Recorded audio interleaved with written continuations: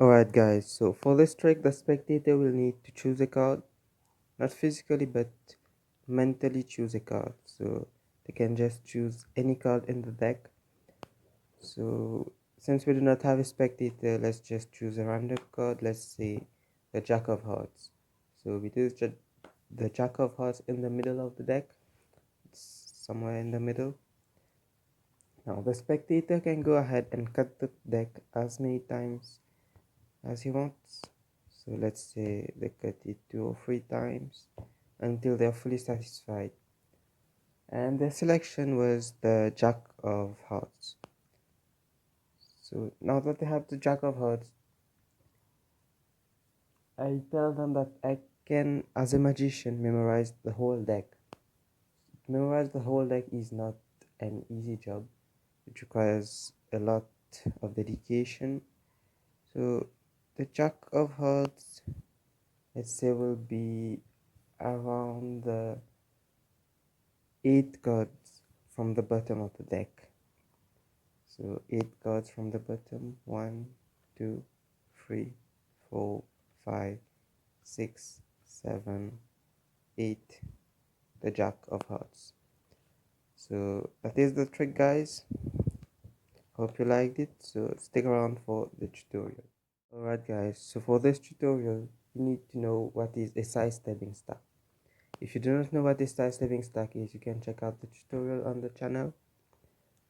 So now that you know what the Si Stebbins stack is, you can do this trick. It requires no sleight of hand, only a bit of mathematics, and there is a formula which I will give you in the video. So the trick is as follows. The spectator mentally selects a card, so no need to physically take the card out and then place it back in the deck. They just think of a card. So let's say for the tutorial, let's just use the Ace of Spades.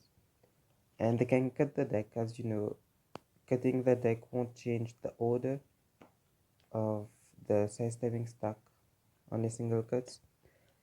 Now, the selection is the Ace of Spades. What you need to be looking for is at the 4 bottom cards. So the 4 bottom cards consist of all 4 suits because of the order of the Si Stebbins stack. And you need to look for the pair of their chosen card. So their chosen card is the Ace of Spades, and the pair is going to be a spade. So the spade here is the 7 of Spades. The formula is as follows. You take the pair, the bottom pair, that is the same suit as their selection, and you need to subtract it with their selection, the value. So it's 7 minus 1. Ace is 1, Jack 11, Queen 12, and King 13. So 7 minus 1 is 6. Then you need to multiply by 4. So it was 6 times 4 is 24. And then you need to remove the offset. Subtract the offset. The offset in this case is 0 because it is the number of cards below the pair.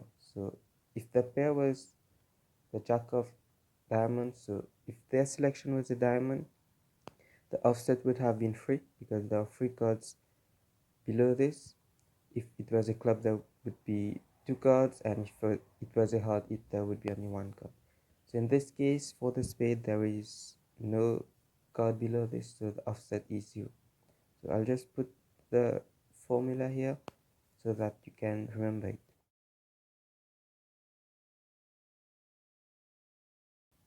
Now once you have it here, so it was 24 cards. Now it will be from the top. So you count 24 from the top.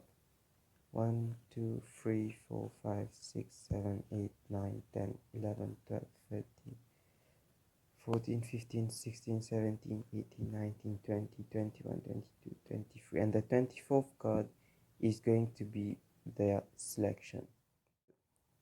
The performance of the trick, I dealt from the bottom.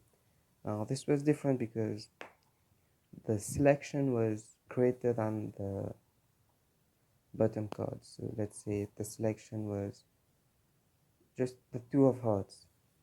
So the 2 of hearts will be this pair, you subtract it from the 2.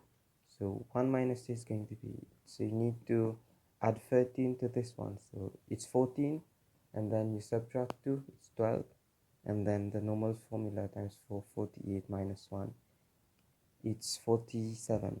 So 47 is a bit too much from above, so I just count it from the bottom. It's going to be just 4 after this. So this is second, then it will be just 4 cards after this. There will be the 2 of hearts. It's going to be 4 because there are only 3 suits between the 2 hearts, and it's going to be like this: another 3, and then the 3, another 3, and then the 4. It goes on like this. If the 2 cards are near the value, so it's 1, and then you need to find the 2 or the 3, and then can just count from the bottom. The spectator will not know what you're doing, so they don't really know that you have to count from the top. If you're not confident enough to do it from the bottom, you can just apply the formula and deal from the top, but sometimes it's going to be too much to deal from the top and waste some time, but it's up to you. So that's it, guys, about this tutorial. It's a very easy trick with no sleight of hand, only some maths.